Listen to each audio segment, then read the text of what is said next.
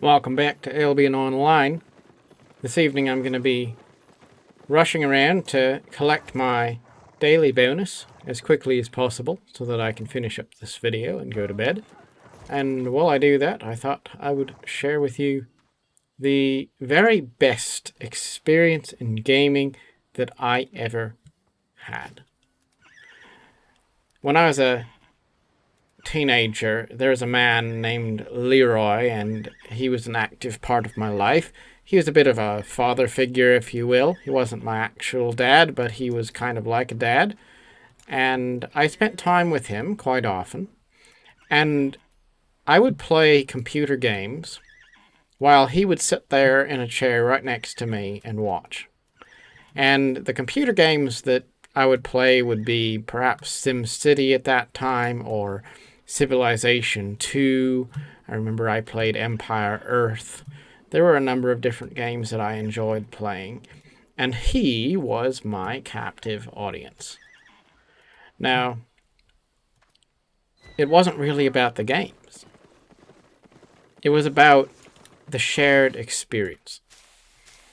The decisions I made, I had someone sitting there in a chair next to me, egging me on, giving their feedback, being the armchair general, my personal advisor while I made my game decisions.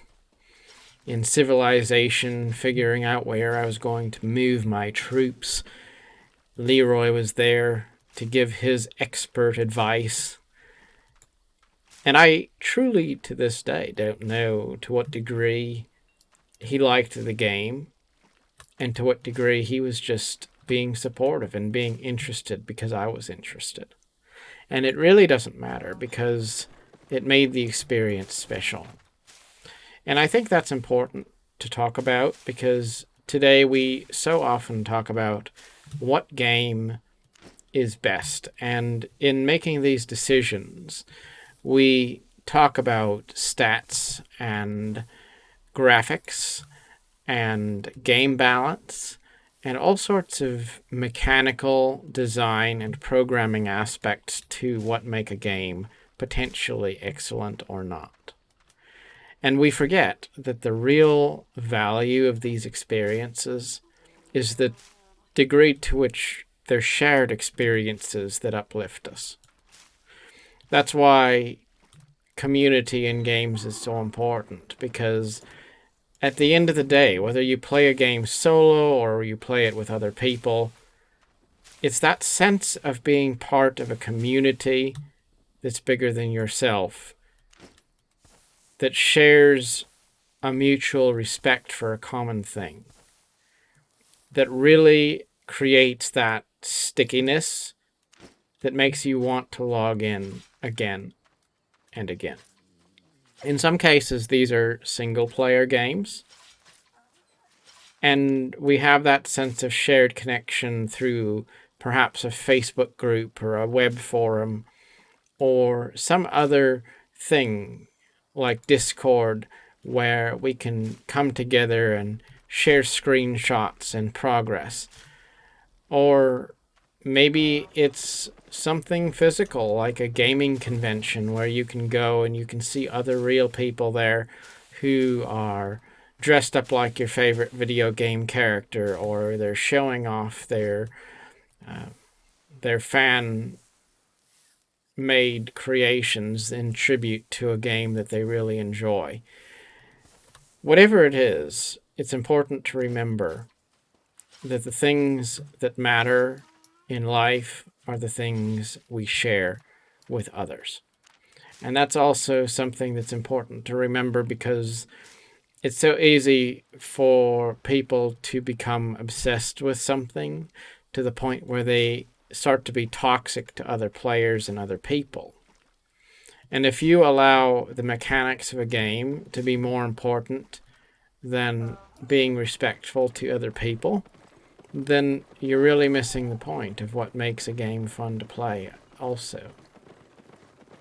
The things that really stand out as great memories, just like me as a child sharing my gaming adventures with a grown-up, that acted like he was really truly interested in them. It's finding other people to share the journey with that make the journey meaningful. Not the destination, and not the nature of the journey itself, but the concept of a shared positive experience with others.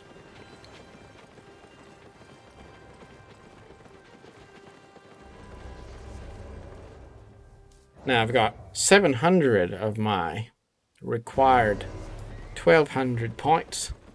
I'm just going to run out here real quick and chop a few trees. Case in point, yet another example of how quite often, instead of playing Albion Online the way it's meant to be played, I just like to log in, take a look at the wild, crazy things people are saying in global chat, collect my daily bonus,